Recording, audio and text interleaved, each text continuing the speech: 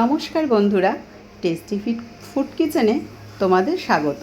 আজকে আমি তোমাদের রান্না করে দেখাবো পনিরের তরকারি, মানে পনির কষাও বলতে পারো, পনির হরিয়ালি পনিরও বলতে পারো।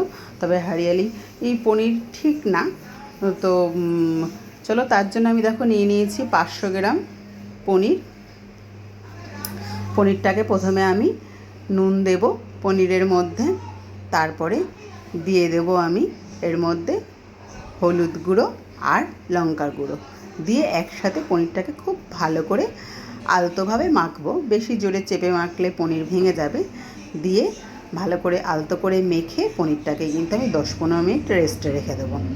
তারপরে রেস্টে রেখে দিলে পনিরের মধ্যে একটু নুন লঙ্কাগুলো খুব ভালো করে ঢুকবে। তারপরে আমি একটা কড়াইতে তেল দেব। তেল দিয়ে পনিরটাকে খুব বেশি না, একটু হালকা হালকা করে ভেজে নেব। কড়াইতে আমি তেল দিয়ে দিলাম। এবার তেলটা গরম হয়ে গেলে তার মধ্যে আমি এক এক করে পনিরের টুকরোগুলো ছেড়ে দেব ভাজার জন্য। এবার আমি পনিরটাকে কিন্তু ছেড়ে দিয়েছি তেলে। হালকা করে পনিরগুলোকে এইভাবে ভেজে নিতে হবে ফার্স্টে। খুব বেশি কিন্তু পনির ভাজবো না, খুব বেশি ভাজলে কিন্তু পনিরের সফটনেসটা নষ্ট হয়ে যায়। তখন কিন্তু পনিরটা স্পঞ্জ টাইপের হয়ে যাবে, শক্ত লাগবে। তো এই জাস্ট এরকমই কিন্তু পনিরটাকে ভাজবো। দেখো আমার পনিরটা ভাজা হয়ে গেছে, আমি পনিরটাকে নামিয়ে নিচ্ছি। এবার পনিরটাকে নামানোর পর আমি কড়াইতে আর যা তেল আছে বাকি ওই পনিরগুলোকেও আমি কিন্তু এই সেমভাবেই ভেজে নেব। এরপরে আমি কড়াইতে যে বাকি পনিরগুলো আছে এই একইভাবে ভেজে নেব। এবার কড়াইতে যা তেল থাকবে সেই তেলের মধ্যে দিয়ে দেব সাদা জিরে ফোড়ন। সাদা জিরেটা হয়ে গেলেই এর মধ্যে তোমরা কিন্তু তেজপাতাও দিতে পারো। আর এর মধ্যে এবার দিয়ে দেবো আমি গরম মশলা, একটু দারচিনি, এলাচ, লবঙ্গ দিয়ে গরম মশলা দিয়ে দেবো। এবার পনিরের মধ্যে যে আলুগুলো কেটে রেখেছি কিউব কিউব করে, মানে পনির যেরকম সাইজে করে কেটেছি ঠিক সেরকম সাইজ করেই কিন্তু আমি আলুগুলোকে কেটেছি। এই যে এবার আলুগুলো একটু ভেজে নেব। সব আলুগুলো দেওয়া হয়ে গেল। দিলে আলুর মধ্যে আমি দিয়ে দেবো একটু নুন আর দিয়ে দেবো একটু হলুদ গুঁড়ো। হলুদ গুঁড়ো দিলে আলুগুলো কিন্তু একটু বেশ হলদে হলদেই হবে। সব সময় যখন তোমরা কোনো তরকারির জন্য আলু ভাজবে অতি অবশ্যই কিন্তু একটু হলুদ দেবে, তাহলে কিন্তু আলুর কালারটা খুব সুন্দর হয়। একটু কিন্তু হলুদটা সেই প্রথম থেকেই হয়ে যায়, পরে হলুদ দিলে কিন্তু এভাবে হলুদ ঢোকে না। এদিকে দেখো আমি মিক্সিং বলে নিয়ে নিয়েছি আদা, টমেটো, কাঁচা লঙ্কা, একটু লাল লাল লঙ্কা নিয়েছি, আর নিয়েছি কাজু বাদাম, আর কিছুটা পোস্ত, আর নিয়েছি আমি চালমগজ। এটাকে খুব ভালো করে দেখো পেস্ট করে নিয়েছি। এবার এই পেস্টটা কিন্তু আমি ফোড়নের তেলের মধ্যে দিয়ে দেব। পেস্টটা আমি কিন্তু ঢেলে দিলাম। আর তেলটা কিন্তু খুব বেশি পরিমাণে দেব না, যেটুক তেল ছিল আমি তার মধ্যেই কিন্তু দিয়ে দিয়েছি মশলাটা। এবার মশলাটা খুব ভালো করেই কষবো যতক্ষণ না মশলার গন্ধ বেরায় ততক্ষণ আমি কিন্তু মশলাটা কষবো। আর হলো মশলা কষার সময় যে দিয়ে দিলাম আমি পরিমাণ মতো লবণ, দিয়ে দেবো একটুখানি আমি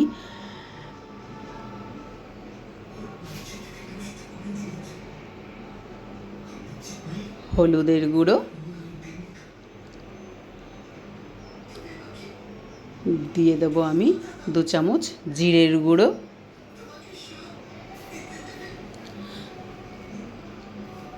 আর দিয়ে দেবো একটু স্বাদ মতো চিনি। যে যেরকম মিষ্টি খাবে, কিন্তু অনেকে খুব বেশি মিষ্টি খেতে ভালোবাসে, অনেকে কিন্তু কম মিষ্টি খেতে ভালোবাসে, সেই বুঝে কিন্তু চিনিটা দেবে। তবে পনির সাধারণত মিষ্টি মিষ্টিই ভালো লাগে, তার জন্য কিন্তু আমি এখানে 4 চামচ চিনি দিয়েছি। এবার খুব মশলাটাকে ভালো করে নেড়ে নেড়ে কষাবো যতক্ষণ না মশলাটা দিয়ে তেল বেরিয়ে যাচ্ছে ততক্ষণই কিন্তু আমি মশলাটা কষবো। মশলাটা খুব ভালোভাবে কষা হয়ে গেলেই আমি এর মধ্যে দিয়ে দেব আমার ভেজে রাখা আলুগুলো।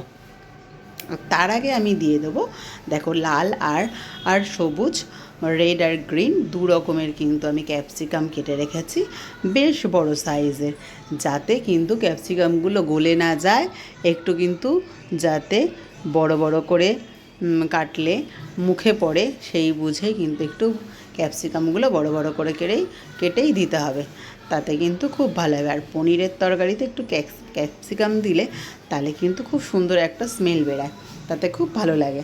দেখো ক্যাপসিকামটা দিয়ে কিন্তু আগে ভালো করে কষিয়ে নিয়েছি, যাতে ক্যাপসিকামটা 50% অন্তত সেদ্ধ হয়ে যায়। এবার আমি ভেজে রাখা আলুগুলো দিয়ে দিলাম। আলুগুলো দিয়ে একটু কষিয়ে নেব। আলুগুলো দিয়ে ভালো করে একটু নাড়াচাড়া দিয়ে কষিয়ে নেব। তারপরে আমি দিয়ে দেবো এখানে পরিমাণ মতো জল। যেহেতু পনিরের তরকারি খুব বেশি ঝোল হবে না, তো সেই রকমই কিন্তু আমি এর মধ্যে পরিমাণ বুঝে জল দিয়ে দেব। আমার কষাটা দেখতেই পাচ্ছ একদম হয়ে গেছে। তো এবার আমি এর মধ্যে কিন্তু জল অ্যাড করে দিচ্ছি। জলের পরিমাণটা কিন্তু খুব বেশি দেব না, জলের পরিমাণটা কিন্তু একটু অল্পই দেব।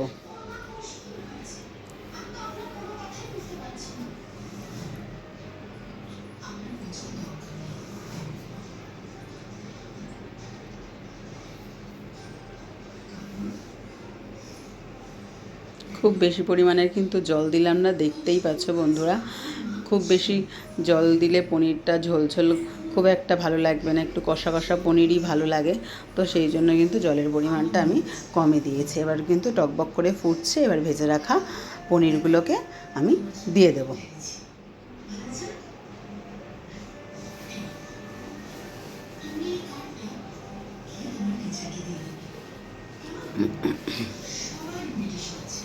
ভেজে রাখা পনিরগুলোকে আমি দিয়ে দিলাম।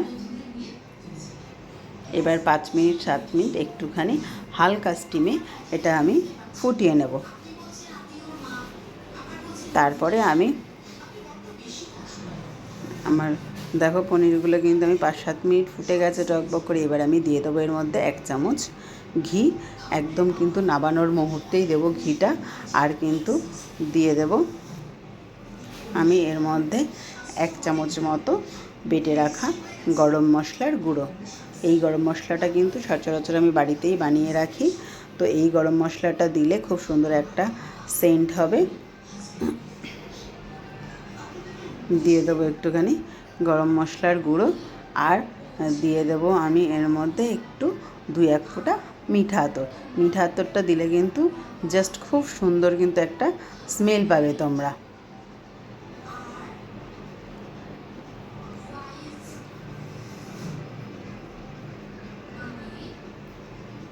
একটুখানি জাস্ট নাড়াচাড়া করলাম, করে এবার আমি কিন্তু পনিরের তরকারিটা নামিয়ে ফেলবো।